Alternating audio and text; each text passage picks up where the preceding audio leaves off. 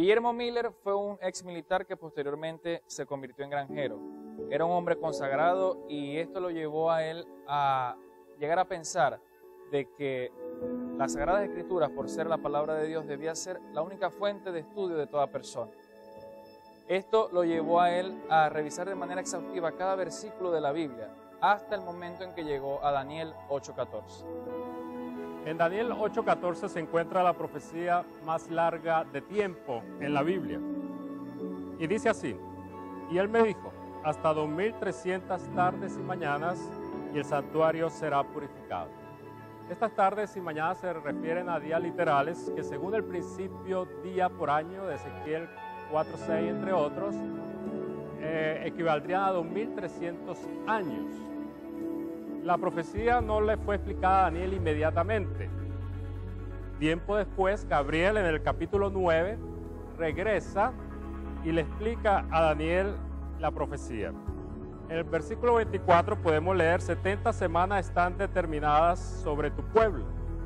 O sea, había un periodo de la profecía.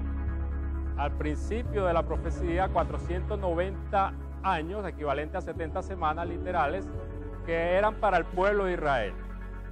Y en el versículo 25 dice: sabe pues y entiende que desde la salida de la orden para restaurar y edificar a Jerusalén, entonces la profecía debería comenzar con la salida para restaurar a Jerusalén del pueblo de Dios en el imperio medo-persa. Esto, según los entendidos, fue en el año 457 a.C., cuando Artajerjes dio ese decreto y se hizo efectivo el decreto y los judíos empezaron a regresar a Jerusalén. Si empezamos en el 457 a.C. y contamos los primeros 490 años, las 70 semanas, llegamos hasta el año 34, o sea, 457 a.C. más 33 serían los 490 años. Pero tenemos que sumarle un año porque no existe el año 0. O sea, que llegaríamos al año 34 después de Cristo, con el apedreamiento de Esteban. Si a los 2300 años originales le restamos los 490 años que eran para el pueblo de Israel, nos quedarían 1810 años. O sea que al año 34 después de Cristo le sumamos los 1810 años que hacen falta y llegaríamos entonces al año 1844, que es cuando termina entonces esta profecía. Guillermo Miller había entendido que la profecía de Daniel 8:14 culminaría con el retorno de Jesús. Él había interpretado que el santuario del que hablaba el profeta Daniel era la tierra y que su purificación se iba a dar con la segunda venida.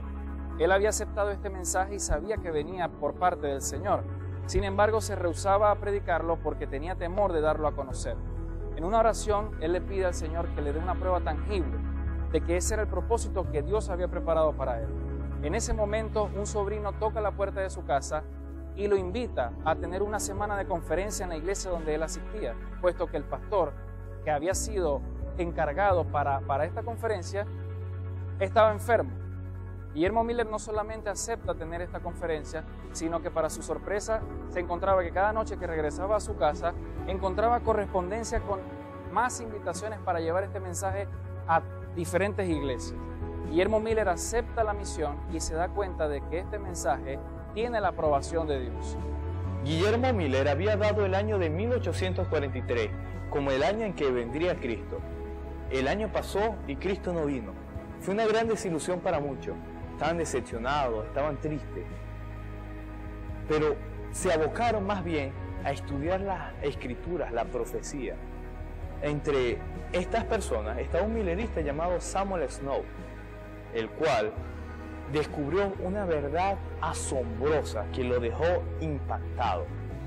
Cristo no vendría en 1843, pero ya sabían cuándo vendría. Al tener Samuel Snow esta gran verdad, quiere contarla a todo el mundo. Comienza con su familia. Uno de ellos es su hermana, la cual, estando en el templo, se para y le dice al predicador que si no tiene nada bueno que decir, por favor baje, que hay personas que quieren dar y revelar una nueva verdad. Snow sube y comienza a predicar. La congregación acepta este mensaje y ahí comienza una gran chispa que se esparciría como efecto dominó a través de todo el mundo. Se reveló la nueva verdad. El Señor vendrá el 22 de octubre de 1844. 1844 Samuel Snow había dado una fecha. Esto conllevó a que las personas comenzaran a tener un sentimiento de compromiso. Esto conllevó a que muchas personas se despegaran de sus cosas materiales. Muchos comenzaron a vender sus artículos personales para poder pagarles las deudas a muchas personas, para tener en cuenta de que el recibimiento de nuestro Señor Jesucristo fuese sin deuda alguna. Esto conllevó a que hasta los niños comenzaron a tener este espíritu de convencencia y todos comenzaron a esperanzarse de que reencontrarse con sus seres queridos está cada vez más cerca. Samuel Snow no solo había dado una fecha, sino que había dado un ultimátum para la predicación de aquel entonces. Guillermo Miller estaba incentivando a que, como lo describía Mateo 25, nuestro Señor Jesucristo, no debían cabecear las vírgenes, no debían cabecear. Si la pronta venida del Señor Jesucristo se tardaba, era porque ellos no debían desmayar. Y era que era una predicación tan efervescente que muchos en aquel entonces predicaban. El esposo se estaba acercando, debemos estar preparados.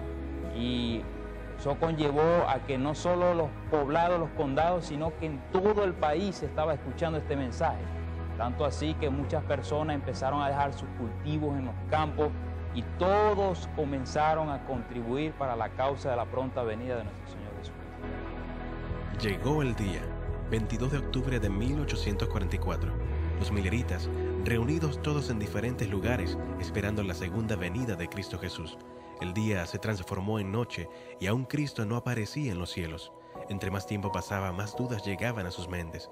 Sonaron las campanas indicando la entrada del 23 de octubre. Cristo no llegó el día que le esperaban. Después de la parte más oscura de la noche, siempre viene el brillo de la mañana. El Señor no tardó en darle una respuesta de consolación a los milleritas. Al día siguiente, el 23 de octubre de 1844, Irán Exon, cuando se dirigía a consolar a otros milleritas, se le fue dada una visión en la que se podía comprender en sus palabras, comentaba, que la interpretación de la profecía de las 2300 tardes y mañanas no se refería a la purificación de la tierra, sino más bien a la entrada de Jesucristo al lugar santísimo del santuario. A través de los siglos hemos observado el trayecto del Cordero de Dios y su ministerio hacia el pueblo de Dios. Especialmente hemos notado su ministerio como sumo sacerdote en el día de expiación que comenzó el 22 de octubre de 1844. Este mensaje presenta a Cristo en toda su belleza. Esto nos da ánimo y esperanza. El Señor nos guía hacia el futuro, un futuro que promete, un futuro seguro, porque el Cordero de Dios vuelve como Rey de Reyes y Señor de Señores.